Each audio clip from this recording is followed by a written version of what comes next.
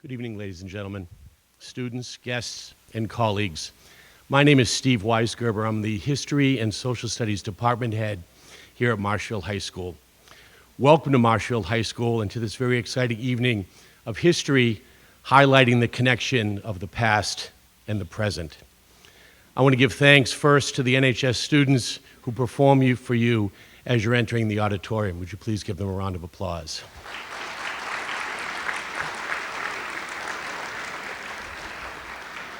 We are fortunate to have Marshfield Community Media live streaming this event tonight. Thank you very much to them.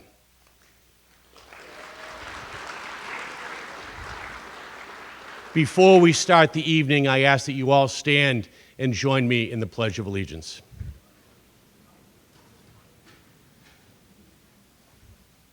I pledge allegiance to the flag of the United States of America and to the republic for which it stands, one nation, under God, indivisible, with liberty and justice for all. Please remain seated for the playing of the national anthem.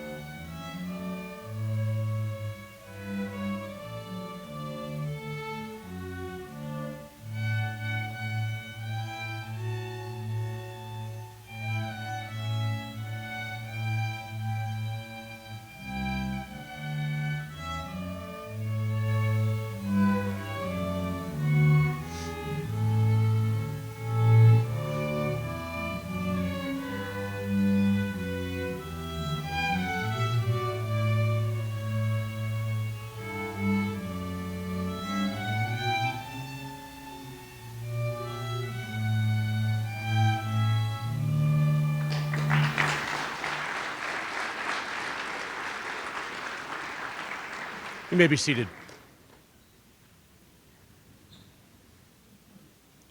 I've asked the superintendent of Marshfield Public Schools, Jeffrey Granatino, to offer his welcome to you on this important evening.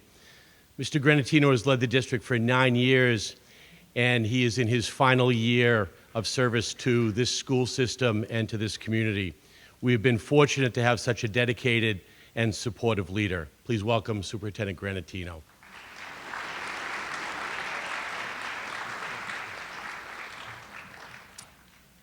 Can we have one more round of applause for the folks from the orchestra here? Oh, what a great performance. Thank you.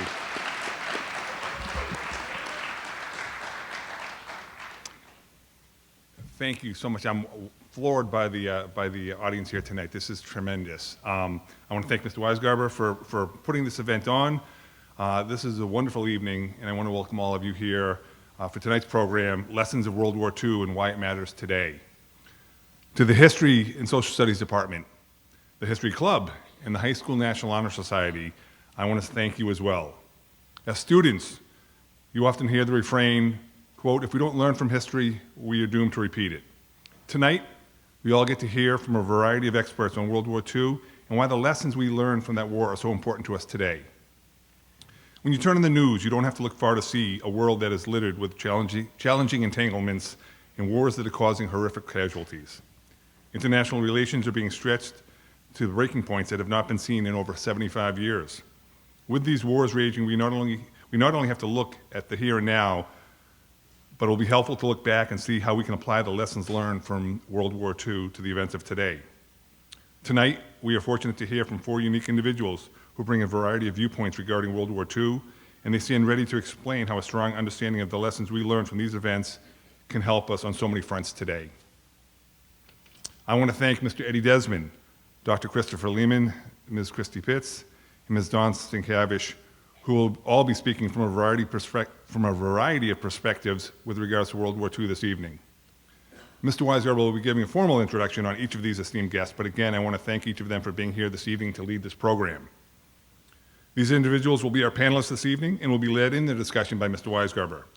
Once they are complete, they will also be able to take some questions from the audience, and we look forward to that. And I want to really thank not only the adults that are in the room, but all the students that are here. And giving up a school night, I know how important that is, but this is a real important event, and I'm proud of you for being here tonight. Again, thank you all for coming out tonight, and I hope everyone is able to walk away from this evening knowing a little bit more about the impact that World War II than you did when you walked in. I will now turn the proceedings back over to Mr. Weisgerber. Thank you.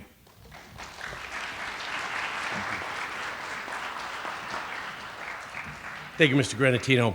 It is both a privilege and a solemn duty to stand before you today as we reflect on the lessons of World War II and their enduring relevance to our world. The shadows of this global conflict continue to cast a profound impact on our present and future world. In history class, we speak of the time when today's picture of the world begins to come into focus and allows us to understand what we see today. In so many ways, it is the World War II era. World War II was a cataclysmic event that reshaped the course of humanity. It was a period of unprecedented devastation, sacrifice, and resilience. The echoes of those dark years reverberated through time, serving as a stark reminder of the consequences of unchecked aggression, intolerance, and the failure to uphold the principles of peace and liberal democracy. One of the paramount lessons that World War II imparts upon us is the risk of appeasement and the importance of confronting aggression and autocracy, demagoguery, and disinformation early on. The world witnessed the dangers of turning a blind eye to tyrannical regimes, illiberal democracies, and the catastrophic consequences that followed when democracy faltered. Today, we navigate complex geopolitical landscapes. We must remain vigilant and resolute in the face of emerging threats to global stability. Moreover, World War II underscores the indispensable value of international cooperation and alliances. The Allies, in their collective pursuit of justice and freedom, demonstrated the power of unity. In our interconnected and interdependent world, collaboration remains the cornerstone of addressing challenges such as climate change, terrorism, and pandemic. The lessons of forging alliances for the greater good should resonate as we work towards a more harmonious global community. The war also teaches us about the resilience of human spirit.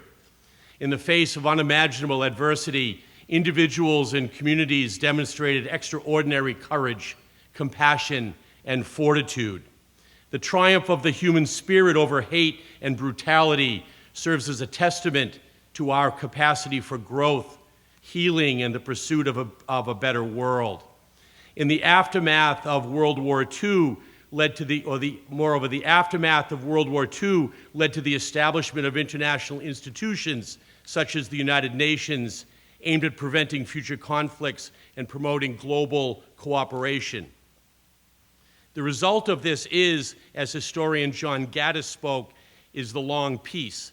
The fact that in the past almost 80 years, wars between great superpowers have essentially gone away. Because of the war and its aftermath, situations like the Cold War never escalated into direct conflict. We've managed to avoid the type of warfare that devastated societies in the mid-20th century and indeed much of human history. Moreover, we grapple with contemporary challenges.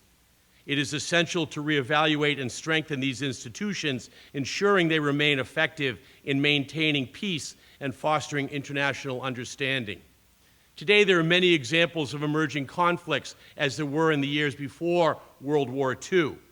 For every rise of Nazi Germany, fascist Italy, militaristic Japan, and the domestic America First ideology of the 1930s, today's illiberal democracies abroad and American support of isolationist and bigoted ideas at home present grave threats to the United States. The lessons of World War II are timeless and remain eternally relevant. As we confront the complexities of our era, let us draw inspiration from the past to build a future defined by peace, tolerance, and cooperation. The torch of remembrance must illuminate our path forward, guiding us away from the pitfalls of history and towards a world where lessons learned from the crucible of World War II shape a legacy of enduring peace and prosperity for generations to come. I am so pleased to welcome four incredible people, all worthy of the exemplars of the pillars of the National Honor Society: scholarship, leadership, service, and character. Their individual and collective stories are the epitome of what we hope for all Marshfield High School students. I'm so grateful and thankful to share a stage with them. First, I'd like to introduce Miss Christy Pitts. She is a science teacher at Marshfield High School. She lives in town with her husband, Dan, her 3 daughters, and her 2 dogs. Christy is the daughter of Claudette and Jack Shea, and she is the granddaughter of Commander John Joseph Shea, Lieutenant Commander of the USS Wasp, naval aircraft carrier lost in action in 1942. Ms. Pitt's story is uncommon and incredible, but is one that has relevance to all of us. Ms. Pitts?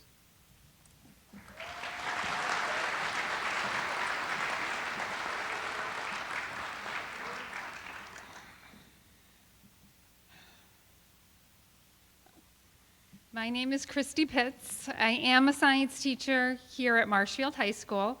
I'm also a proud wife and a mother of 3 daughters. I'm the youngest of 3 children from 2 amazing parents, and I'm the granddaughter of Commander John Joseph Shea, who served as Lieutenant Commander on the USS Wasp Navy aircraft carrier during World War II. According to Ed Caesar, New York Times Magazine author, the epic hunt for a lost World War II aircraft carrier, on September 15th, 1942, the USS Wasp was escorting a convoy of U.S. Marines towards the Guadalcanal in the Solomon Islands when it was struck by Japanese torpedoes. 5 hours after it was hit, the ship was scuttled or deliberately sunk by the USS Lansdowne. And by 9 p.m., the Wasp had officially sunk to the bottom of the Coral Sea. My grandfather, along with 193 other officers and crew, were lost at sea. I'm told my grandfather was last seen running towards the flames to rescue more men. For 80 years, the exact final resting spot of the USS Wasp was undiscovered. On the morning of January 5th, 2019, a privately funded expedition found and explored the Wasp wreckage, and the area was designated a sovereign United States territory. The exact location will never be public, so as to preserve the integrity of the site out of respect for the lives lost. My father, Jack Shea, was 5 years old in 1942. On June 29, 1942, my grandfather, like many servicemen facing the reality of not returning home to their families, wrote my 5-year-old father a letter.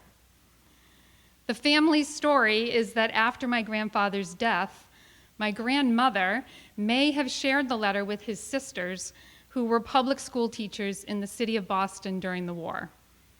They, in turn, shared the letter with their classes and the Catholic Church, and thus began the public reading of my grandfather's letter to Jackie. I'm honored and humbled and very nervous to be here tonight to share with you my dad's letter and speak about how a letter like this can influence not 1 or 2, but many generations beyond it. There is a responsibility for action after reading a letter like this. How do we, regular people, non-heroes of the world, honor the men and women who faced the violence and set the tone for what it means to be American? Men and women, like my grandfather, who gave their lives, sacrificed the privilege of raising their families, and never witnessed the benefits of their sacrifices. I've never read my dad's letter publicly. I've practiced, But in the words of my middle daughter, I'm probably going to cry. We good? Dear Jackie, this is the first letter I've ever written directly to my little son, and I'm thrilled to know that you can read it all by yourself. If you miss some of the words, I'm sure it will be because I do not write very plainly. Mother will help you in that case, I'm sure. I was certainly glad to hear your voice over the long-distance telephone. It sounded as though I were right in the living room with you. You sounded as though you missed your daddy very much. I miss you too, more than anyone will ever know. It's too bad this war could not have been delayed a few more years so that I could grow up again with you and do with you all the things I planned to do when you were old enough to go to school. I thought how nice it would be for me to come home early in the afternoon and play ball with you, and go mountain climbing and see the trees and brooks, and learn all about woodcraft, hunting, fishing, swimming, and things like that. I suppose we must be brave and put these things off for a little while. When you're a little bigger, you will know why your daddy is not home so much anymore. You know we have a big country, and we have ideals as to how people should live and enjoy the riches of it, and how each is born with equal rights to life, freedom, and the pursuit of happiness. Unfortunately, there are some countries in the world where they don't have these ideals, where a boy cannot grow up to be what he wants to be, with no limits on his opportunities to be a great man, such as a great priest, statesman, doctor, soldier, businessman, etc. Because there are people and countries who want to change our nation, its ideals, forms of government, and way of life, we must leave our homes and families to fight.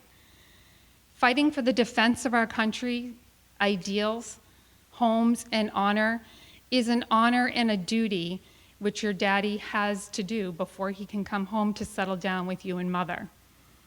When it is done, he's coming home to be with you always and forever. So wait just a little while longer. I'm afraid it will be more than the 2 weeks you told me on the phone. In the meantime, take good care of mother, be a good boy, and grow up to be a good young man. Study hard when you go to school. Be a leader in everything good in life.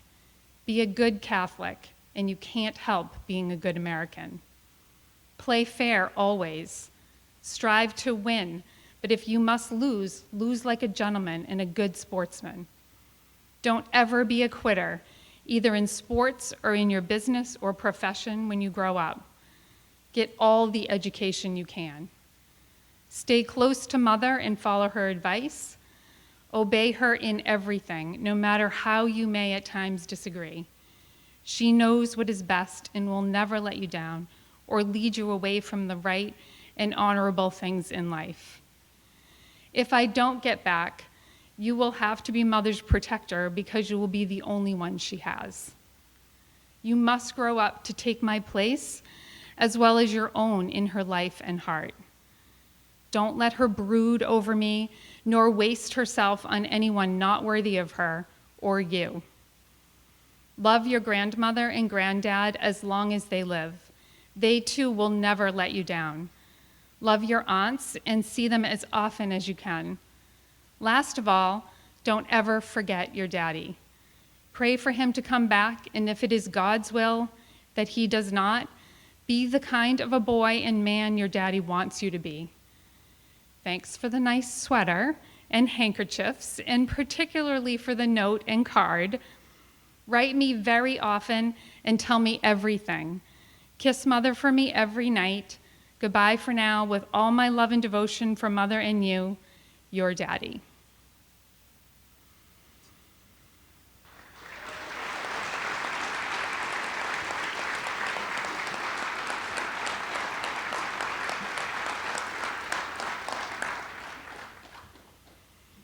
I believe my grandfather's letter is enduring not only because of his sentiments, but also because of how eloquently it's written.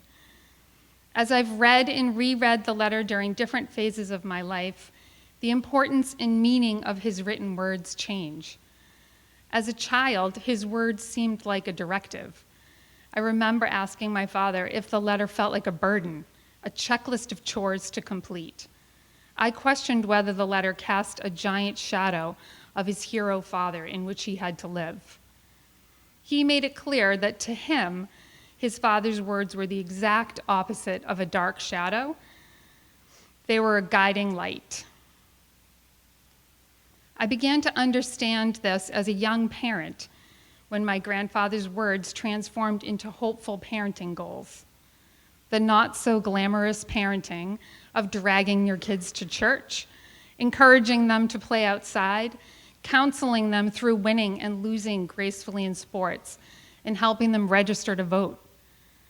Now my children have grown into adults. I hope they continue to practice and spread the ideals in the letter: faith, family, lifelong learning, and that they vote selflessly to defend the privileges of freedom and the pursuit of happiness for all. My husband Dan and I hope that our girls choose action over apathy in appreciation of their given opportunities and in pursuit of a good and worthy life. We hope they actively spread kindness, acceptance, bravery, that they choose to enthusiastically participate in life with good sportsmanship and perseverance, and remember there are things bigger than ourselves. My father, a published translator, earned his PhD from Harvard University, and he was a professor of ancient Greek and Latin at Boston College for 40 years. He was a brilliant and humble man who was crystal clear that his association with his father's letter was due to an act of heroism by his father. He was resistant to speak publicly on it so as not to distract from the true hero of the letter. However, from my unapologetically biased perspective, my grandfather may have written the words, but it was my father, along with my mother, who tirelessly put the words into action. My dad passed away in 2015. He led a good and worthy life. The ripple effect of my grandfather's letter is sort of awe-inspiring, reinforcing the idea that a good and worthy life is everlasting. My grandfather's letter was written to one small 5-year-old child. That child grew into a good man and shared the moving letter with his 3 children, who in turn have shared the letter with 9 grandchildren and 3 great-grandchildren. As our family continues to grow, so grows the ripple effect of the letter as we all strive to meet the challenge. Throughout the years and as recently as last week, our family has received letters from strangers all over the country who have read the letter and been moved to write to us of their overwhelming reaction and gratitude. They write that they are inspired and committed to spreading the values of the letter to their children and communities. My family is honored to bear witness to the appealing effect of the sentiments written by a father to his only son in 1942, rippling across generations, politics, religion, and socioeconomic status. The Oxford Dictionary defines empathy as the ability to understand and share the feelings of another. Empathy helps us understand and relate to people we have very little in common with. Living a good and worthy life might take perseverance. It might be uncomfortable or scary. It might take a little bravery and a lot of faith. It might make your individual life more difficult. Maybe it will involve personal sacrifice for the benefit of our great country or our global community. In my humble opinion, how do we honor and respect our heroes? We heartily accept the challenge passed down by the men and women who fought in World War II. We reflect. We learn from history. We find space in our privileged lives to take actions of empathy and understanding. To paraphrase Commander John J. Shea's words, if you live a good and worthy life, then you can't help being a good American. Thank you for allowing me to share my family's story tonight. And Mr. Desmond, thank you for your service.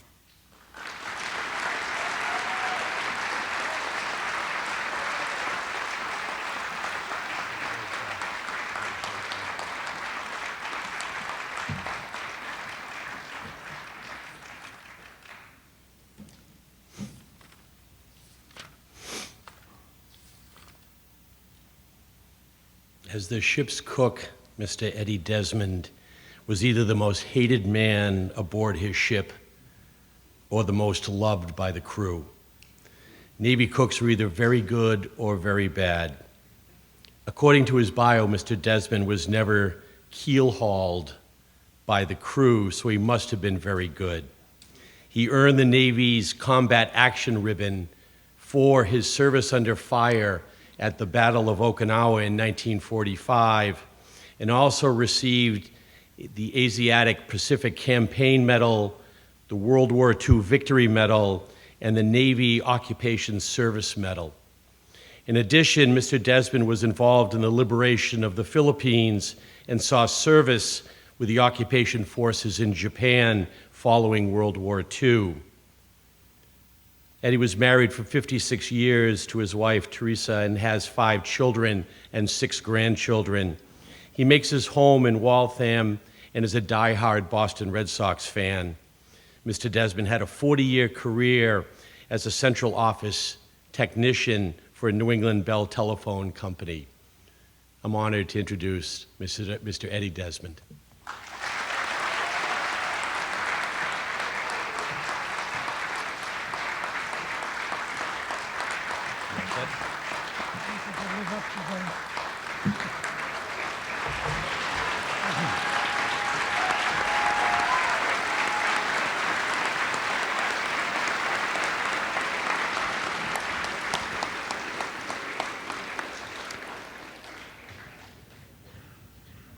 Hi.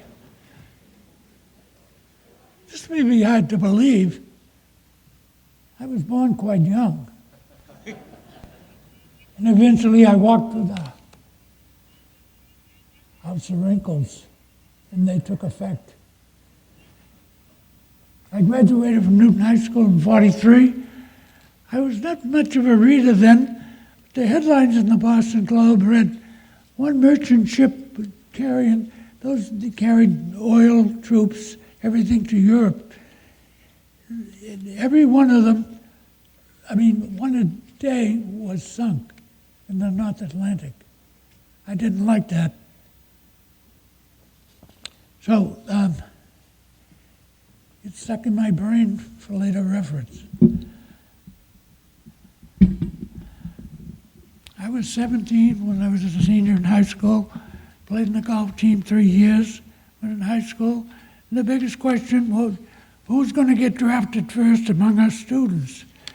We used to bet 10 or 20 cents, which was a lot of money then. I went in and tried to enlist in the Marines, but I had too many cavities in my teeth. Get them fixed and come back. Probably would not be here today to tell my story, as there were heavy casualties in the war in the next few years. I wanted to select my own service branch, so I enlisted in the Navy. Went to boot camp in Sampson, New York, up by Syracuse, where it was mighty cold on Lake Seneca. Boot camp was tough, and I remember to graduate, one would have to carry a 50-pound sea bag on your shoulder around a quarter-mile track at 4 a.m. in the freezing cold. Made it with the help from one of my strong-arm buddies. Getting out of boot camps, I had 2 selections. One was the armed guard, where you manned a machine gun on a merchant ship, or number 2, to go to Cooks and Baker School in Jacksonville, Florida. I told him I could cook like a son of a bee. I had never been out of Massachusetts at that time. No air travel in those days, so off to Florida for 6 weeks of training, all down there by train. After Cooks and Baker School, another assignment to a ship. I was told my ship was being built in George Lawley's shipyard in Neponset, Mass. The shipyard is no longer there. I stayed in Boston at the Fargo building, which is within a mile of where my ship was being built. Home every night and back in the morning for 2 months. 47 of these ships were built here at 30 days apiece, hence the name 30 Days Wonders. We set sail for the Panama Canal, stopping in New York, Little Creek, Virginia, Norfolk, Key West, Florida, and out to Panama. Went through the canal and over to Acapulco, Mexico, then to Long Beach, California. 2 months there, and then to Pearl Harbor, Hawaii. I remember pulling into Hawaii in the Pearl Harbor, and we had to wait as an aircraft carrier was being towed in. It was the USS Franklin, which had been hit by 3 or 4 kamikaze bombers. Burn marks all over the top side of the ship. I told this was to be our job as pallbearers in the future, escorting them before the bad Jap bombers could get through to them. We had more firepower in our ship per square inch than a battleship. After that, I said to myself, I'm writing my last letter home. A couple of weeks later, we went to the islands, Guam, Marshall Islands, and many others that were already secured. Eventually, we got to Okinawa, which is part of the islands that make up Japan. Spent many nights on general quarters as Jap planes called Bettys kept flying overhead, just a little higher than our anti-aircraft guns could shoot. Psychological warfare. After several months on patrol and laying smoke screen for our destroyers, we were sent to Tacloban, an island off the Philippines. It was there that I got dysentery and was put in a hospital. First night there, the guy in the next bed says to me, "You don't look good. I don't think you'll be around in the morning." Just what I wanted to hear. Spent a little over a month in the hospital, and this other fellow that was in the next bed said, "Where's your ship now?" I said, "Okinawa." He said, "We're going up there tomorrow on a destroyer." He knew all the angles. I said, "What about my discharge papers from the hospital?" He said, "Don't worry, they'll catch up with you. You're not running away." He was a big, stocky Marine, and after we were underway, we were sitting in the fantail in the back of the ship, and I said to him, "Uh-oh, I see white caps. There are many waves." He said, "Look, if you get sick, I'm going to throw you over the side." He said it like he meant it, and I never got seasick again. My shipmate said, "Eddie, what kind of pills did they give you in the hospital that made you not get sick anymore?" I said, "Classified information." One of my brief rest stops on Okinawa, someone brought a baby monkey on board, and we named him Oki. It loved me because I fed him, and he hid and blocked his ears as he snuggled up beneath my Mae West. That's a life preserver. And other shipmates complained, I should let them take the monkey at general quarters.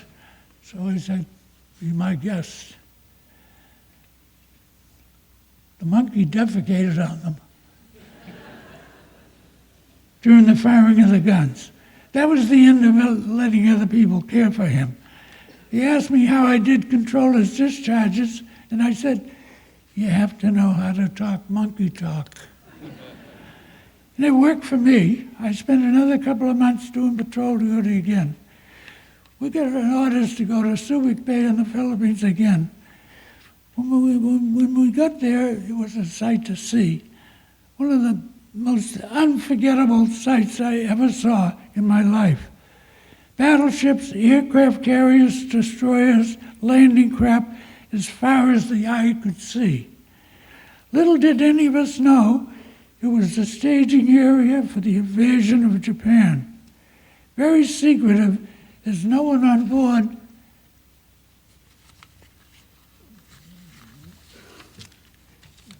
our ship knew.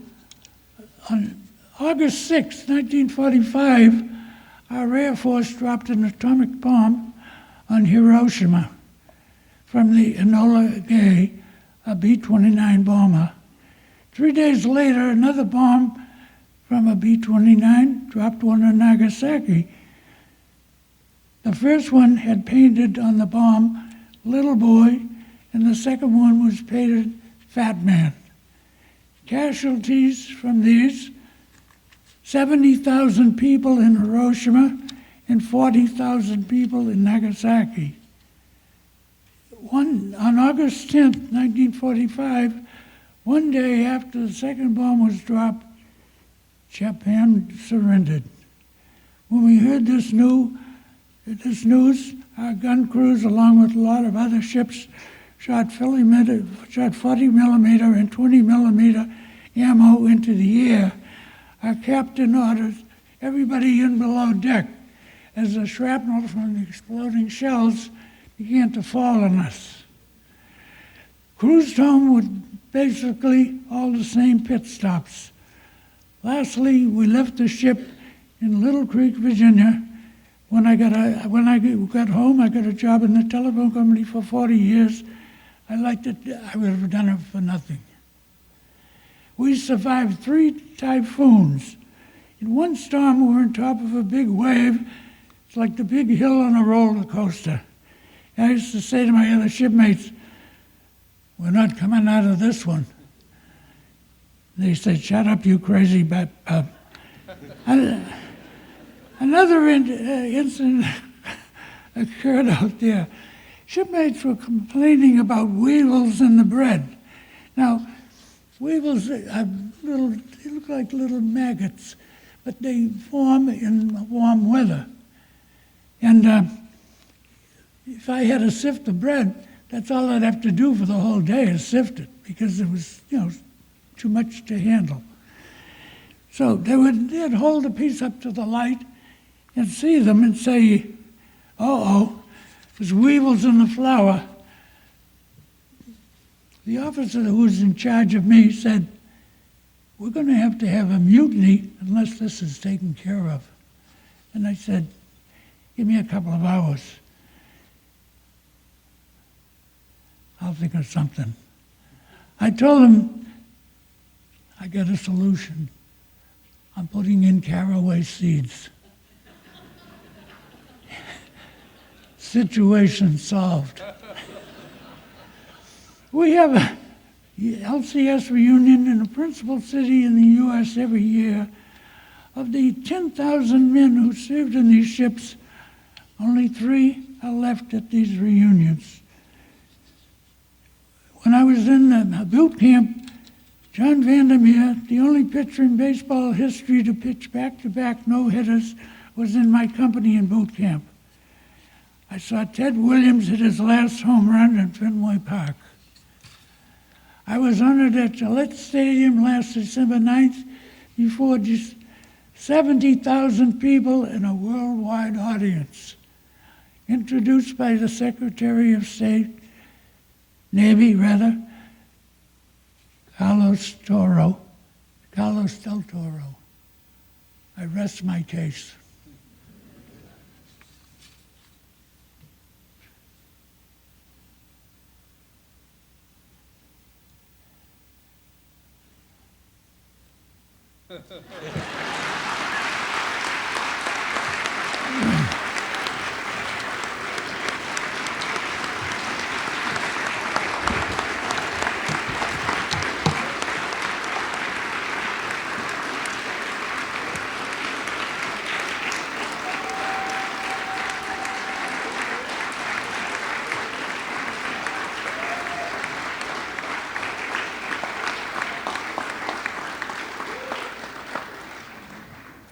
And I said the biggest thing is to come out of the war vertical and not in a horizontal, in a body bag. Would you stay with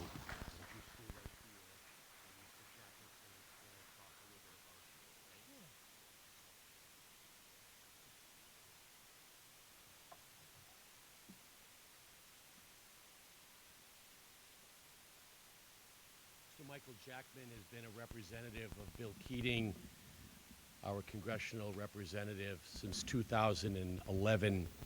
Originally from Stoughton, we're so happy to have him tonight to present Mr. Desmond with a gift.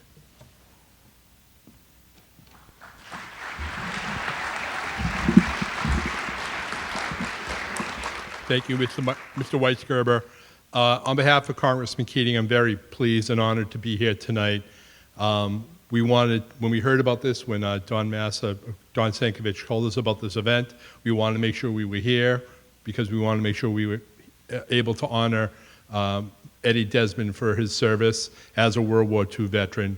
And this is actually a joint effort because we're here in Marshfield, which is in the 9th Congressional District, but Eddie lives in Waltham, which is, I believe, the 5th Congressional District, which is represented by Congresswoman Catherine Clark. So I'm going to first present from Congresswoman Clark, who is your Congressman Eddie. We have a citation and a congressional record, which you're going to get the official version directly from Congresswoman Clark's office, but this was read into the record of Congress, honoring Mr. Edward R. Desmond, rising today to recognize an outstanding citizen of Waltham, Massachusetts, a devoted husband, father, grandfather, a dedicated serviceman, and distinguished World War II Navy veteran, Mr. Edward R. Desmond. Mr. Desmond was honored by the History Department at Marshfield High School on January 25th, 2024. Edward Desmond, known to most as Eddie, served as a petty officer second class on USS LCS L3-128 and served at the Battle of Okinawa. In his service, he was regarded highly by peers as a good cook. We think that's true. And earned the Navy's Combat Action Ribbon for his time under fire in the Battle of Okinawa. Edward also received the Asiatic Pacific Campaign Medal, World War II Victory Medal, and was involved in the liberation of the Philippines. During his time in the Navy, he spent time away from family in service to his country in some of the longest and hardest battles in the history of naval warfare. Perhaps even more notable than the long list of accolades and awards is Edward's 40-year career devoted as a central office technician for the New England Bell Telephone Company. Mr. Desmond has accomplished so much in his life, but none of it would have been possible without the support of his family. Mr. Desmond and his wife raised 5 children and are the proud grandparents of 6 grandchildren. It is a great honor to represent Edward Desmond and his lifetime commitment to advancing our nation's understanding of World War II, what happened, and what can be done to avoid another war. So on behalf of Congresswoman Clark, I'm very privileged and proud to present this to you tonight, Eddie.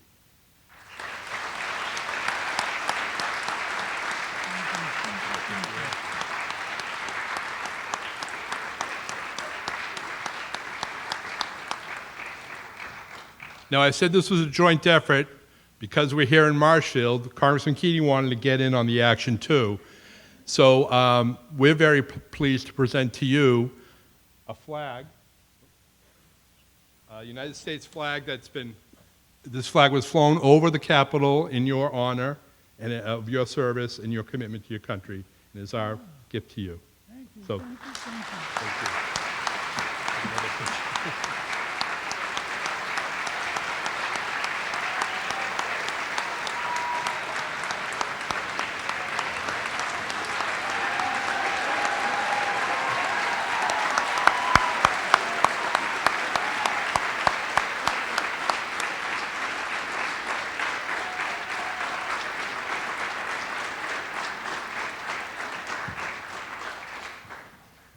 Just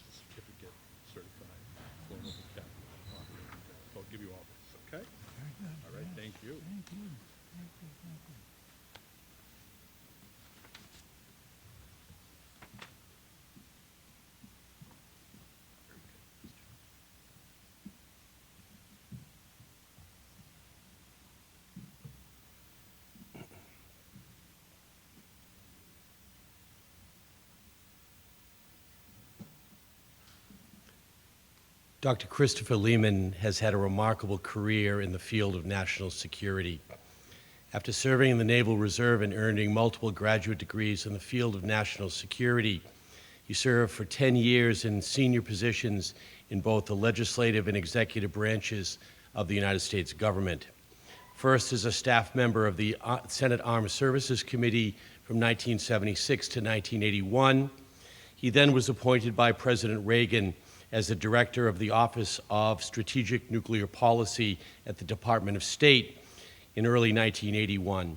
In 1983, he moved to the White House, where he served as special assistant to the president for national security affairs from 1983 to 1985. After government service, he founded Commonwealth Consulting Corporation, specializing in supporting small businesses in the field of advanced defense and aerospace technology. Throughout his career, Dr. Lehman has been recognized for his contributions in the field of national security. He has lectured at various universities, published extensively, and authored numerous opinion editorials on national security issues. Aside from his professional achievements, Dr. Lehman remains actively involved in civic affairs, serving on various nonprofit boards and mentoring youth. Currently, he holds the position of chairman of the board of the Landing Craft Support Museum Foundation, an organization dedicated to honoring Navy veterans and preserving the history of amphibious gunboats used in World War II. He also serves presently as a member of the board of directors of the National Navy Museum Development Foundation, which has the mission of building a new National Museum of the United States Navy in Washington, D.C. We're honored to welcome Dr. Christopher Lehman.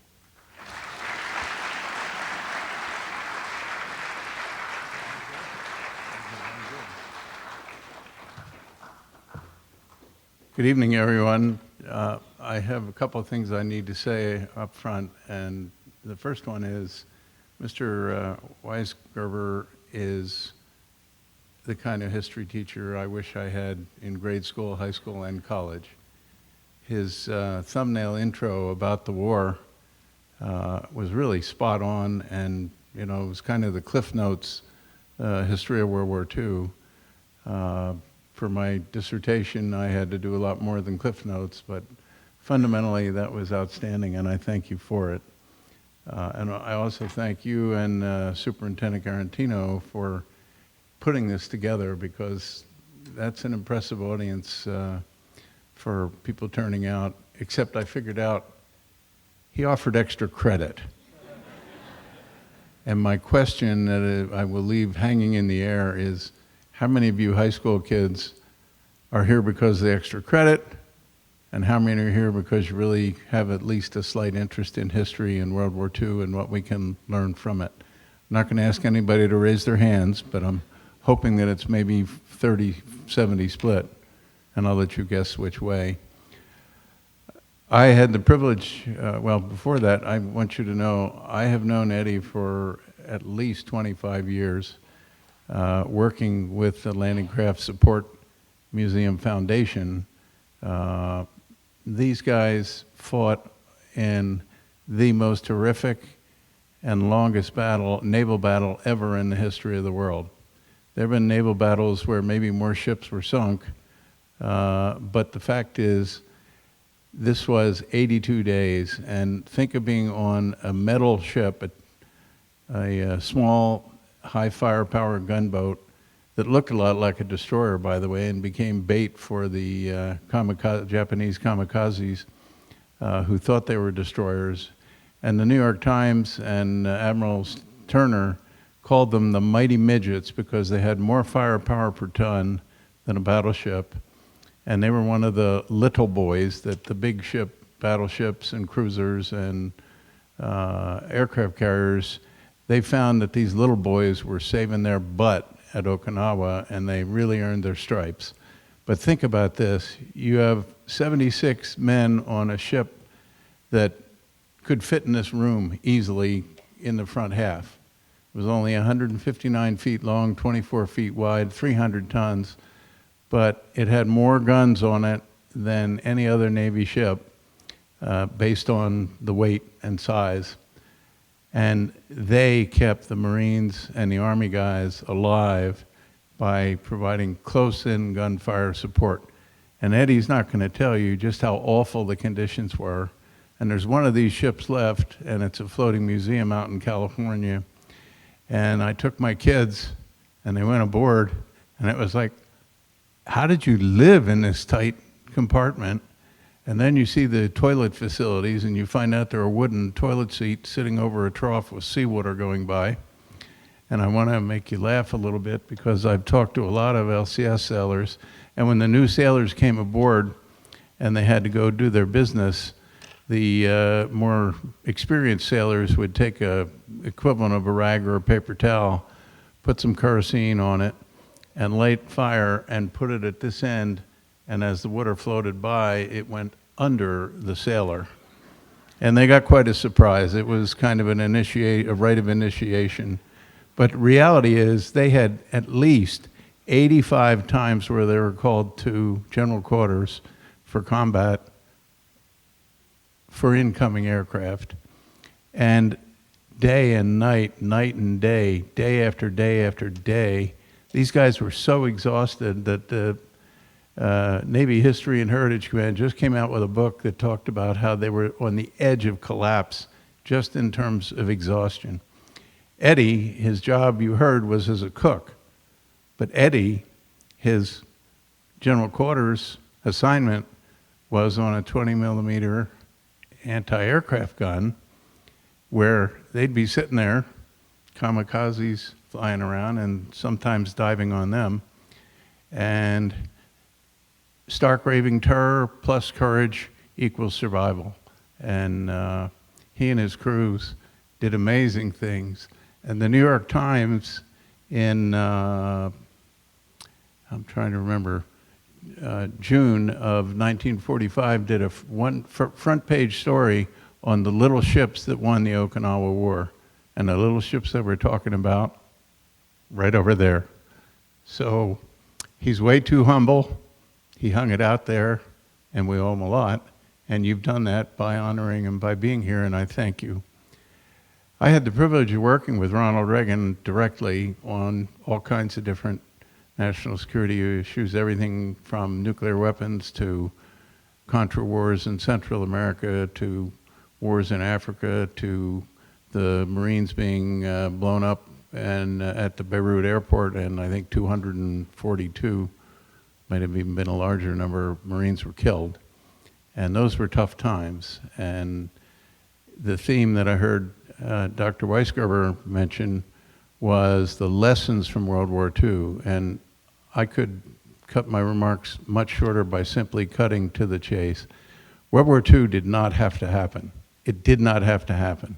It was a failure of leadership on the part of the politicians of Europe.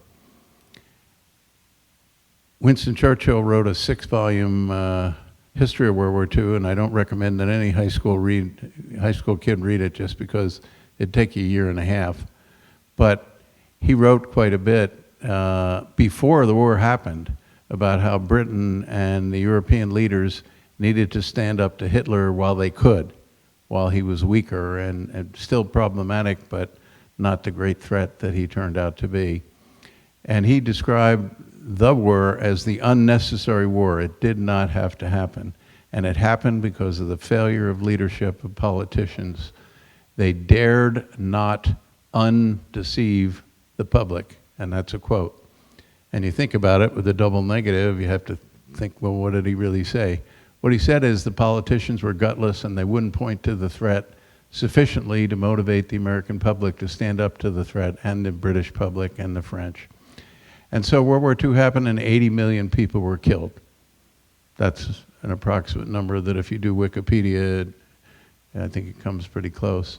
I also want to tell you that in that war, the Battle of Okinawa was the largest and most damaging and life-threatening naval battle in the history of the world. And most people don't know that.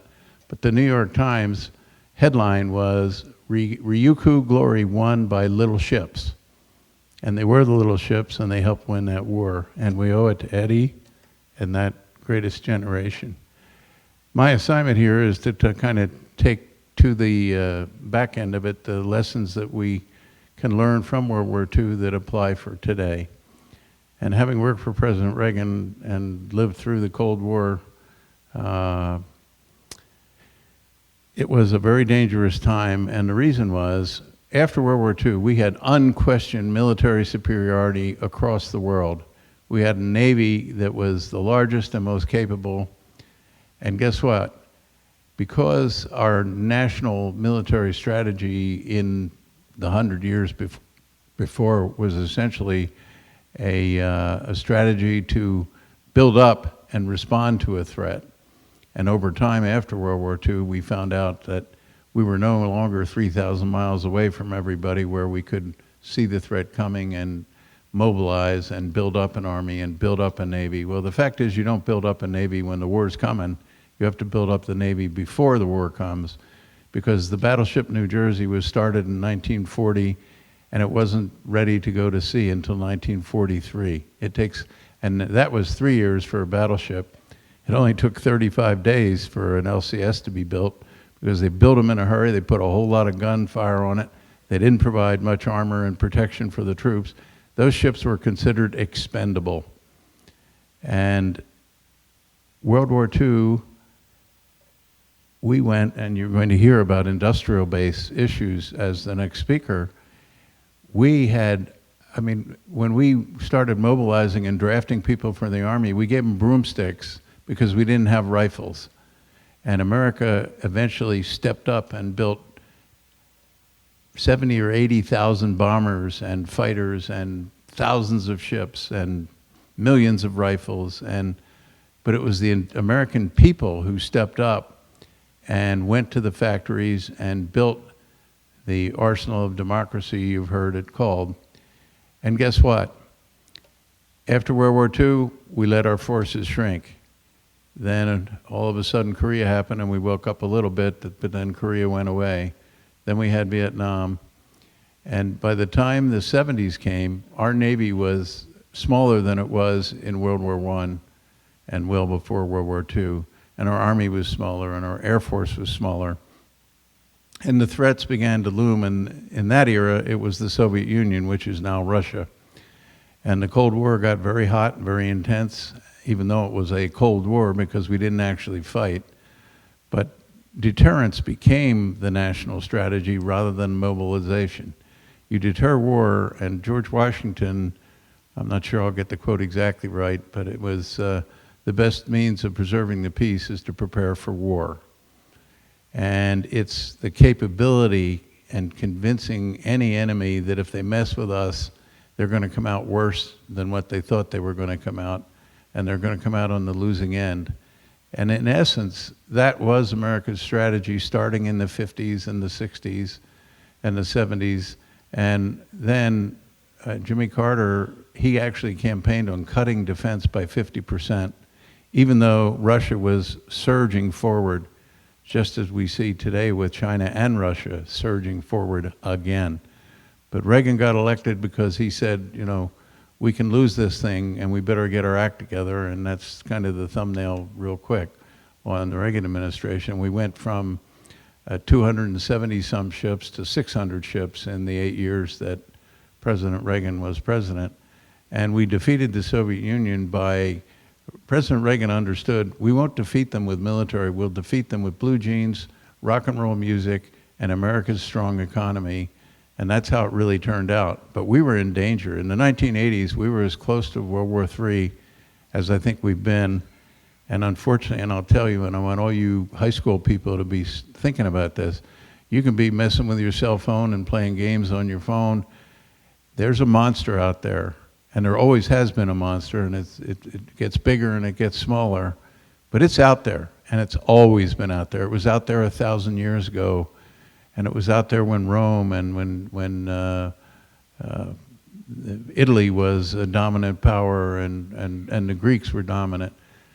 History ebbs and flows, but we have a lot we can learn from it, and that is that bad guys are out there. They're always out there. They ebb and they flow.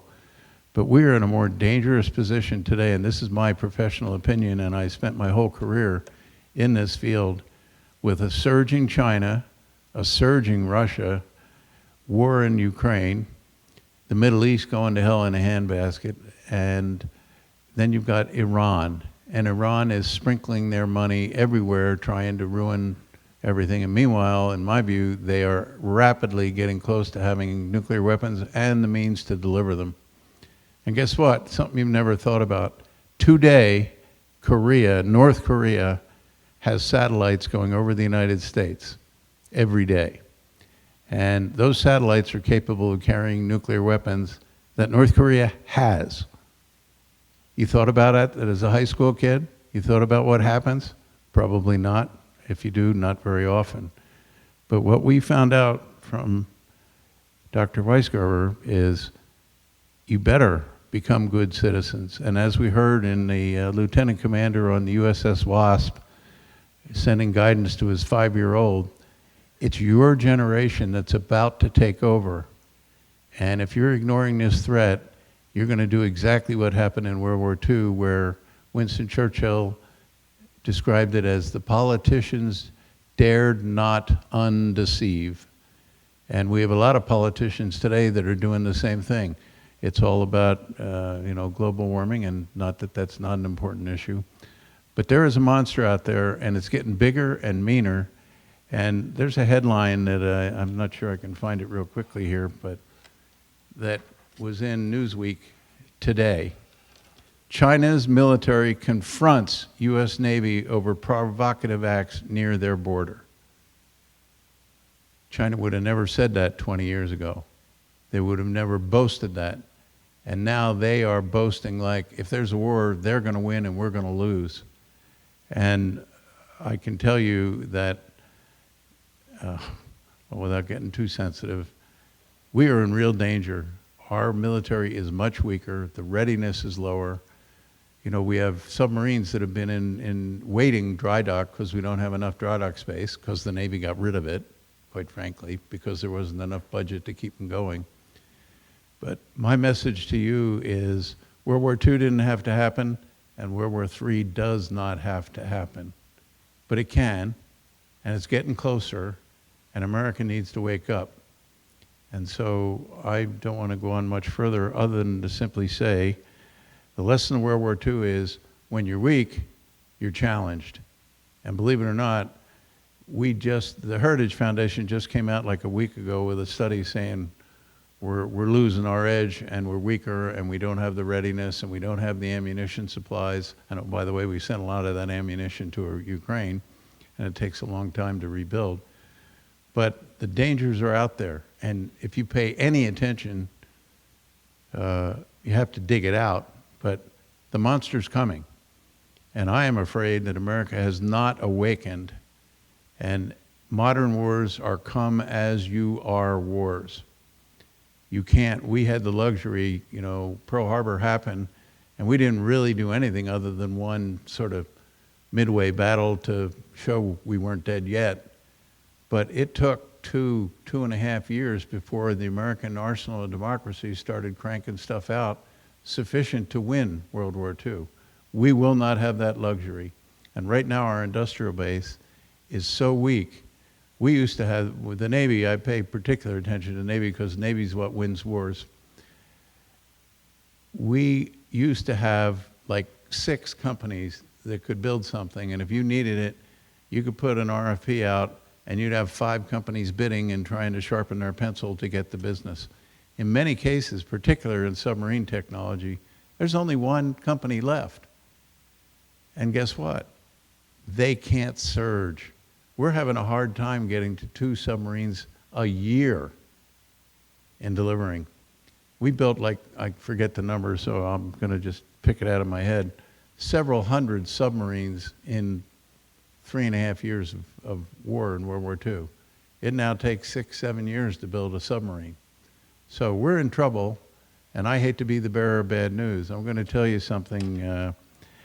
President Reagan used to try and lighten things up, and normally when you give a speech, you try and do a little humor. And President Reagan used to use a joke frequently, and many times I'd be sitting having briefed him on the audience and helping him with his speech, although he didn't need a lot of help because he was a good speaker and really understood things. But he used to tell this joke about two twin boys who were 5 or 6 years old, and they were worried that the kids had developed extreme personalities, one a pessimist and one an optimist.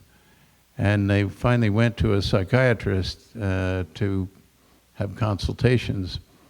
And the psychologist met with one of the boys, and this was the pessimist.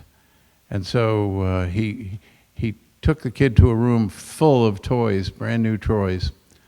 And instead of yelping with delight, the little boy burst into tears. And the psychiatrist said, "Well, what's the matter? Don't you want to play with any of the toys?" "Yes," the little boy bawled. "But if I did, I'd only break them." Well, that was the pessimist. So the psychiatrist is really trying to figure out what's going on. Next, he treats the optimist and trying to dampen his rosy outlook. The psychiatrist took him to a room piled to the ceiling with horse manure. And instead of wringing his nose in disgust, the optimist emitted a yelp of delight. Then he clambered to the top of the pile, dropped to his knees, and began gleefully digging out scoop after scoop with his bare hands. The psychiatrist said, "What do you think you're doing?" Just as baffled by the optimist as he had been by the pessimist, "With all this manure," the little boy replied, beaming, "there must be a pony in here somewhere." So he used to get a pretty good laugh out of it. That's because he's a good joke teller and I'm a terrible one and had to even read it. Because my memory in 75 years of age, the short-term memory is really bad, so forgive me. But when you hear what I have said and might say a teeny bit more, you probably think I'm a little bit of both an optimist and a pessimist. I'm a pessimist because I see the winds of war, the clouds of war coming. And war will be devastating. 80 million people died in World War II, and guess what? We got a lot better stuff, and it's a lot more accurate. And an awful lot of people die in wars, and it's ugly. I've seen war. I've seen war in Central America and Africa and a couple other places, and it ain't pretty. And yet, we had Lieutenant Commander, the grandfather of your teacher here, who gave his life to defend America and to win a war and to stop the tyranny. And so I'm just going to tell you, my lesson is we better wake up or we may well lose the next war. And imagine how ugly that will be. You know, you're riding around with your cell phones and your nice cars and going out to dinner with your family. Guess what? If you look around the world, you're going to find out there are very few people who have it as good as we do. And we have freedom, and most of the rest of the world does not. Reagan used to say, it takes just one generation to lose it. We need to protect it. And everybody here ought to really be thinking about it and stop being selfish and focusing on simple stuff. There's a monster out there, and he's coming. Wake up.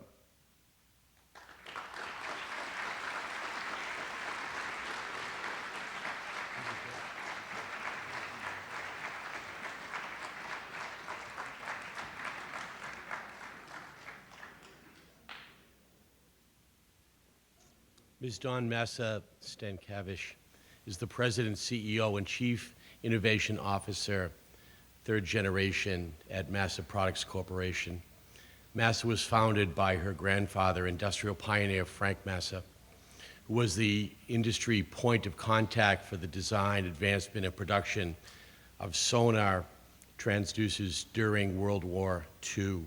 Today, Massa is the only company in electroacoustic design, engineering, and manufacturing that has a strong continuity from World War II through the present day and understands firsthand what is required for readiness from industry's standpoint. Massa is a major industry partner to the Department of Defense, United States Navy, and the Submarine Industrial Base. Dawn is the regional lead for the Submarine Industrial Base Council. She is the chair for the Industrial Base Coalition Committee for the new National Navy Museum and an active member of various government and industry collaborative organizations. She is heavily involved with the current efforts of our nation is facing that are reminiscent of the efforts that were required during World War II. Additionally, she is a published writer and artist. She holds a master's degree in psychology from Fairleigh Dickinson University with a focus on systems dynamics, has a certificate in finance from Harvard Business School, and is a U.S. patent holder. She serves on the advisory council of the Stellwagen Bank National Marine Sanctuary and is on the board of trustees for the South Shore Conservatory. She also works closely in partnership with local high schools and colleges to bring new co-op and intern students to Massa. I'm pleased to introduce Dawn Massa Stankiewicz.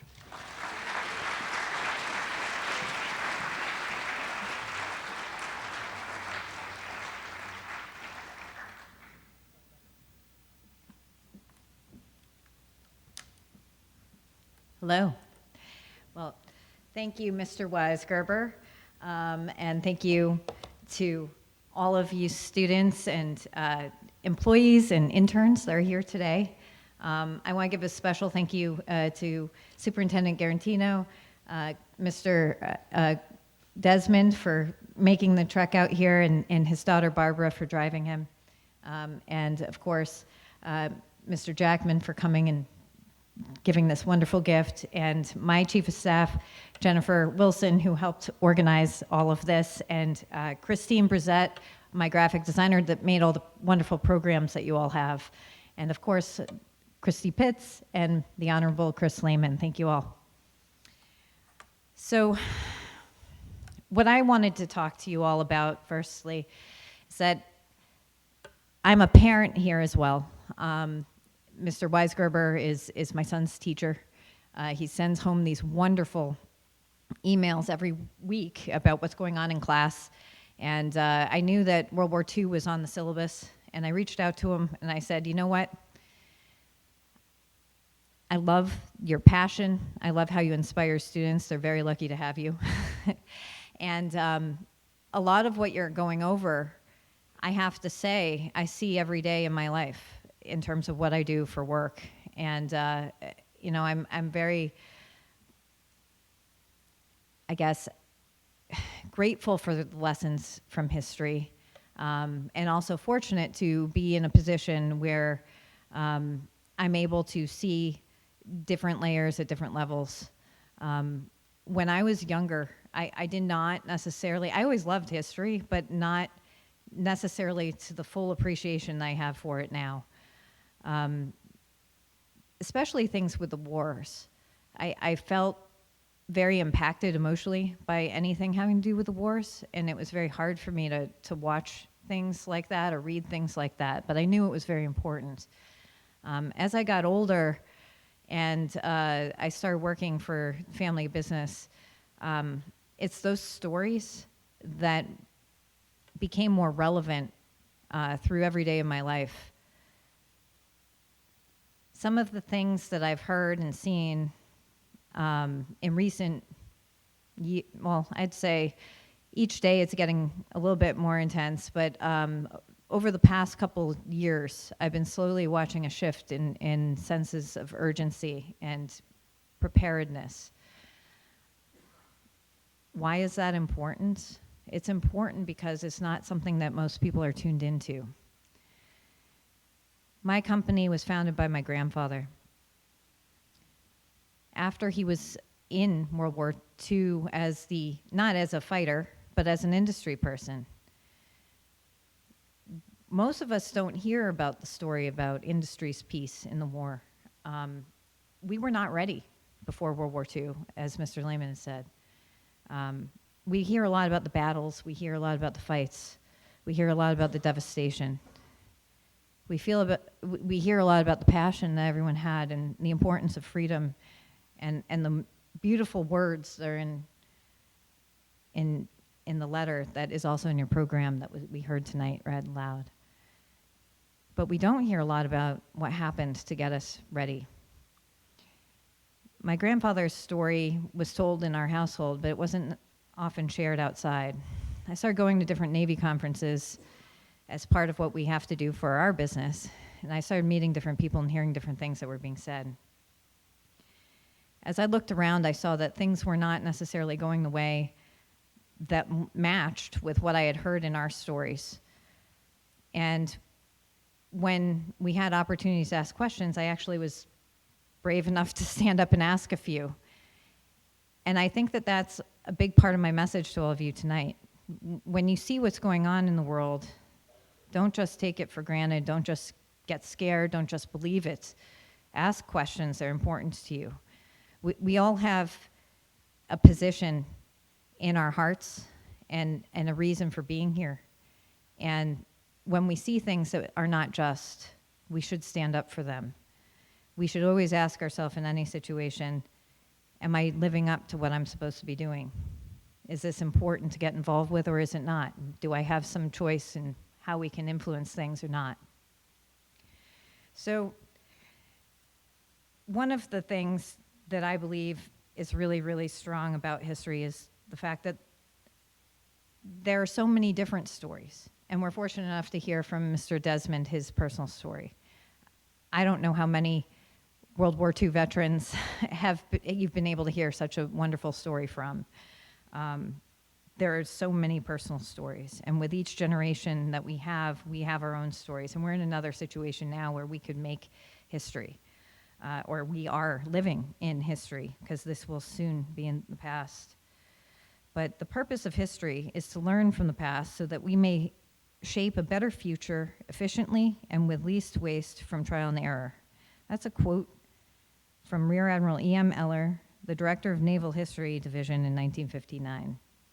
There is a Admiral Fuhrer who was a captain on December 7th and became, captain on December 6th, 1941, and became admiral on December 7th, 1941. He was then put in charge of working with industry to figure out how we could innovate and advance our technology. There's a book that a lot of us in the industrial base are referencing in various conferences. It's called Freedom's Forge by Arthur Herman.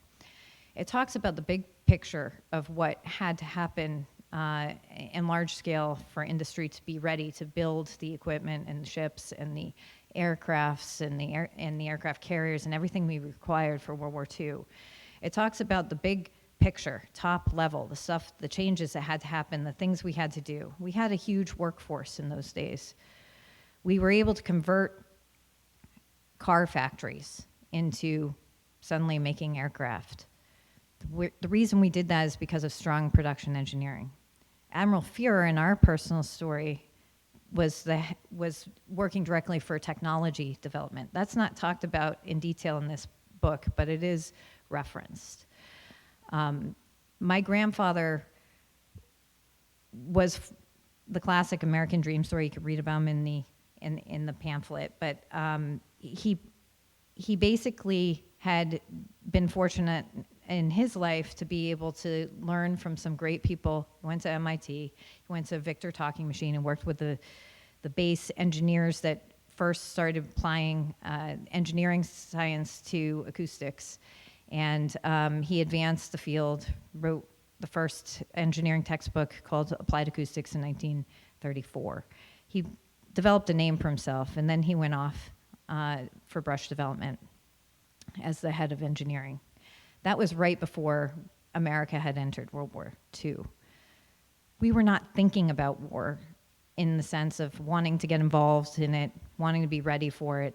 And today I'm hearing a lot of these same sort of ideas and rumors. We hear things in the news, we see things in the news, but unless you're really in the industrial base, you don't hear it with the same level of magnitude. It feels sometimes surreal to work in the field I work in and see what I see and then come back home and people are clearly not in tune to the same stuff, which is okay because that's the beautiful land we live in and we have wonderful freedoms and we can live our lives and we should cherish that. But we should also not be blind to what's happening. There are so many companies that are able to do things in different levels. Many government contractors do not just support government programs. We do things for oceanographic purposes. We do things for advancing other type of technologies, for robotics, for all kinds of things. There's so many things that you could do, but if you could also find a passion through your work that has meaningful purpose and you can help defend the country as part of that, that is another great thing to do. That's not for everyone. What is for everyone? We cut out? Oh, there we go. What is for everyone is to follow your passions. It's important to think critically and do what you believe is best. So Admiral Fuhrer put together a group with industry to figure out what can we do to really advance sonar, radar, other things. And my grandfather was put in charge of that group, basically from a story that he would tell when he was called in because he had created a hydrophone that allowed us to prevent the German Nazi wolf packs from torpedoing all of our ships and convoy. That attracted Fuhrer's attention. He was called into a meeting. And there was a Navy admiral there that wanted to streamline production and make all Rochelle salt, that was the main crystalline sonar, to be the same size, same shape. My grandfather said, you know what, that doesn't make sense. If we had I-beams to build buildings and we're going to standardize them all the same size, you can't build big buildings if you have a small one, and you can't build smaller structures if you only have big ones. And the admiral said, that's right, I'm going to start a committee in charge of sonar development, and you're going to be in charge of it. So in that 3.5-year period, he designed over 200 different sonar transducers. He put 150 of them into production, oversaw the production. They advanced the material science that went into all of them, and they produced thousands. The first acoustic homing torpedoes, all of the acoustics that were used in ships and submarines. That technology and other technology that we rapidly developed in World War II was just as important as building the ships that the technology went on. It was just as important as building the airplanes that were allowing us to fly.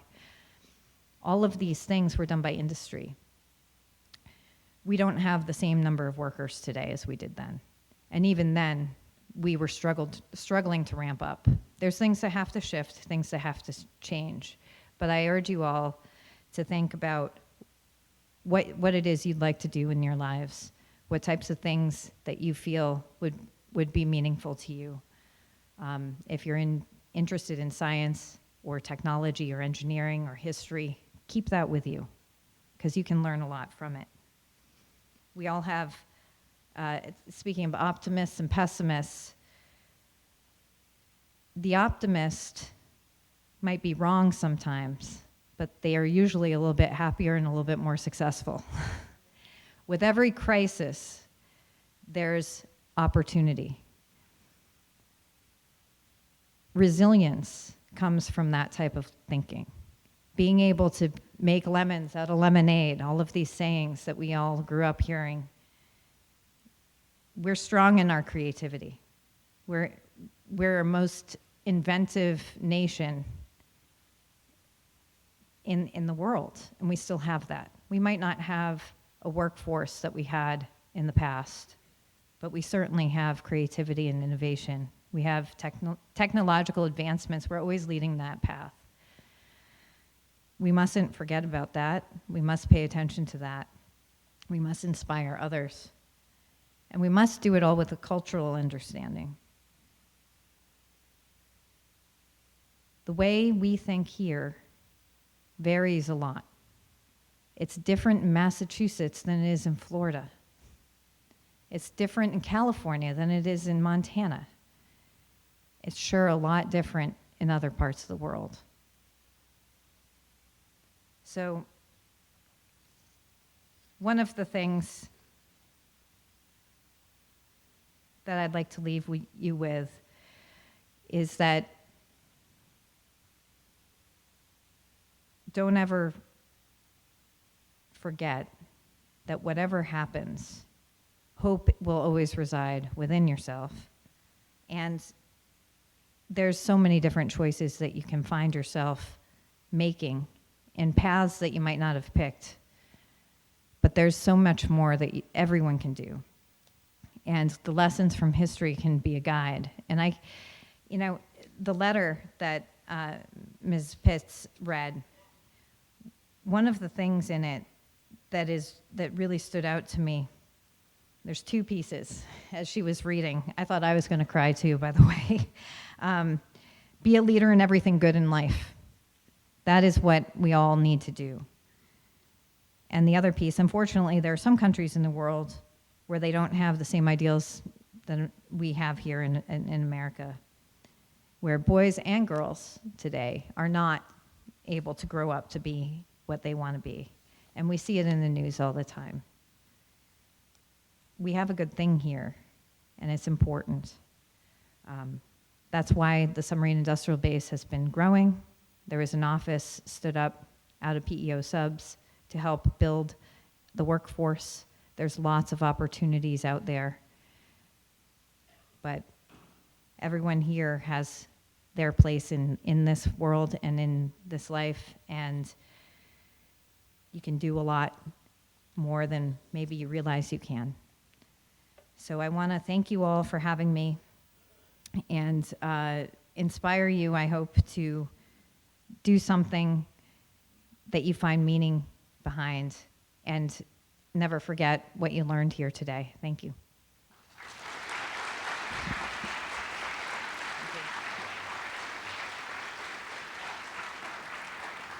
So the book I mentioned, Freedom's Forge, I brought a copy of it for Mr. Weisgerber because we were talking so much about it before this event, and I wanted him to have it. So thank you.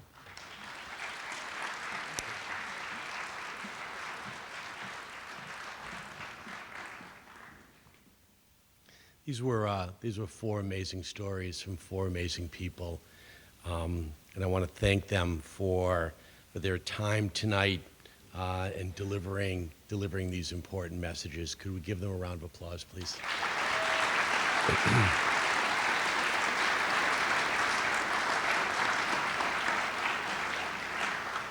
So we learned about history based upon stories, and these four stories are incredibly significant. What I know from all of you out there is that all of your families have these stories as well, and I'm not sure if these stories were sort of brought forward in your mind. If you know what they are, keep them alive. If you don't know the stories of your family, generation, 2 generations, 3 generations ago, please learn them. Please learn them. That's the way that you can carry this forward. I want to thank all of you who came out here tonight, the townspeople, the community members, students, staff at Marshfield High School. Would you give yourselves a round of applause for that?